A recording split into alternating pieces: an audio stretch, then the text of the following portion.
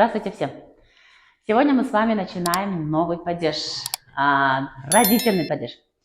Бүгін біздер сіздерменен кейінгі сеплігімізді бастаймыз. Родительный падеж.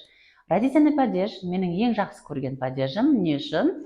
Себебі родительный падеж әр қадемісте біздер пайдаланатұғын падеж. Родительный падеждің сұраулары кого, чего. Қарақалпақ тілінде переводласақ, кімнің, нені. Яғни қарақалпақ тіліндегі иелік сеплігіменен сұраулары бірдей. Бірақ қарақалпақ тіліндегі иелік сеплігіменен бірдей қызметтерді атқарады ма? Соны біздердің сабақларымызды бақылап барсаңыз, біліп аласыз. Бірдей ма, яки бірдей емес па? Мен хамият оқушыларыма айтаман, ешқашан қарақалпақ тіліндегі сепліктерменен рус тіліндегі сепліктерді бір-біріменен салыстырмаң деп. Себебі бір жерлерде туры келсе, бір жерлерде туры келмей қалуы мүмкін. Родительный падеждің ең бірінші қызметі бұл иесін табу.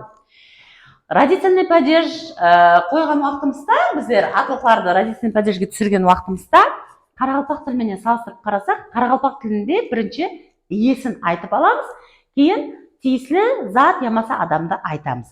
Например, бұзау бұл сиырдың баласы дейміз. Сиырдың деген сөз иесі бірінші болып айтылады да, баласы екінші болып айтылады. Ал рус тілінде соны айтажақ болсақ, наоборот айтылады. Рус тілінде сіздер сиырдың баласы дегенді переводлай жақ болсаңыз, аудара жақ болсаңыз, бұзауы сиырдың қылып айтылады. Бір ғана парқы сол жерде. Енді дің-дің қосымтасын рус тілінде қандай болатығын көріп шығамыз. Мужской родтағы аталықтар. Так, телефон. Бұл не? Бұл телефон. Мына жерде телефонның қылу үшін біздер телефон деген сөзге қосымтасын қосамыз. Яғни, мужской родтағы дауыссыз әріпке біткен аталықтар ның қосымтасын алу үшін рус тілінде қосымтасын алады екен. Ал переводласақ, аудармаласақ, марка телефона. Телефонның маркасы. Қараң, қарақалпақ тілде бірінші болып біздер телефонның деп айтып аламыз. Маркасы телефонның деп те айтуға болады, бірақ бәрібір қарақалпақ тілінің қағидасы бойынша телефонның маркасы деген вариант дұрысырақ болады. Так, отец, әке, машина отца. Сөзбе-сөз переводласақ, машина әкенің болып тұрды. Біздер қарақалпақ тілінде машина әкенің деп айтпаймыз. Әкенің машинасы дейміз. Лицей, директор, лицея. Лицейдің директоры. Портфель, ремень, портфеля. Портфельдің ременя. Так, көп шығамыз. Рус тілінде мужской родтағы дауыссыз әріпке біткен аталықтар ның, яғни иелік сеплігінің, иелік мәніндегі қосымталарды алу үшін қосымтасын алады екен. И краткаямен біткен аталықтар қосымтасын алады екен. Мягкизінде біткен аталықтар да қосымтасын алады екен. Енді женский родтағы аталықтарды көріп шығамыз. Так, школа, мектеп, номер школы. Мектептің номері. Осы жерде женский родтағы аталықтарды сіздер родительный падежге түсірген уақытыңызда сіздердің ітбарыңызды қаратуым керек. Қарам, школы деп біздер номер деген сөзді айтпай, құры школы десек, қандай мәнін беріп кетеді? Мектеплер болып кетеді. Яғни, нелер деген сұрауға жауап беретұғын жағдайда тұрады. Енді сол, мектеплер емес, бірлік санда, мектептің деген сөз екенін қалай айырамыз?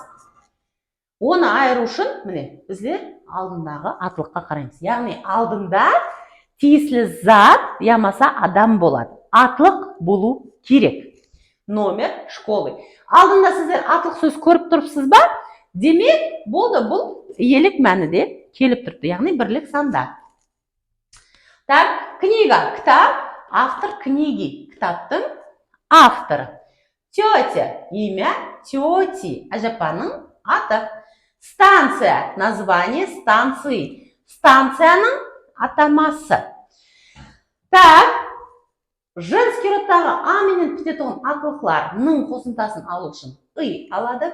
Яға біткен аталықтар иге өзгереді.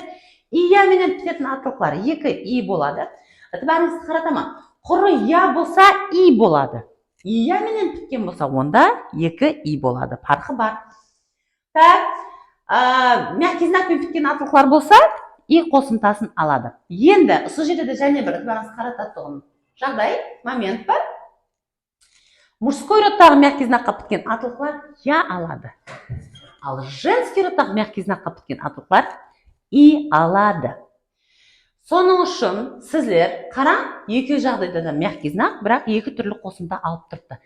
Сізлер соны жақсы білу үшін қайсы атылық мужской родта мягкий знакқа біткен, ал қайсы женский родта екенін анық айыра алуыңыз керек. Енді мына жерде женский родтағы атылықтардың бәріне әтібар берген болсаңыз, көплік сан баслангыч формадағыдай болып тұр. Именительный падежде көплік сан формасындағыдай болып тұр. Соны сізлер жақсы айыра алуыңыз керек. Әтібар беруіміз керек не затқа? Алдындағы тұрған атылық сөзге.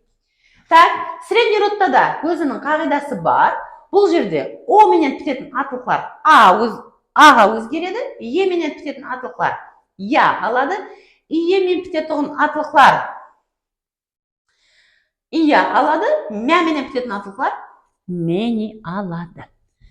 Бұл жерде де средний родтағы бірлік санда родительный падежде тұрған атылықлар именительный падежде көплік сан формасындағыға ұқсайды. Бұл жерде де сіздер қалай айырып аласыз? Конечно же, алдындағы тұрған атылықтан айырып аласыз. Я очень надеюсь, что вам все понятно, интересно. Мен үміт етемін сіздерге өтіп отырған сабақларым қызықты, һәм пайдалы болып атыр деп. Сұрауларыңыз болса, комментарийда жазып қалдырасыз, және қандай темаларда сабақ өтуімді қалайсыз, солар хақында жазып кетсеңіз де болады. Рус тілін бесплатно, яғни бейпул үйренгісі келіп отырған достарыңыз болса, репост қыласыз, һәм лайк басасыз. До свидания.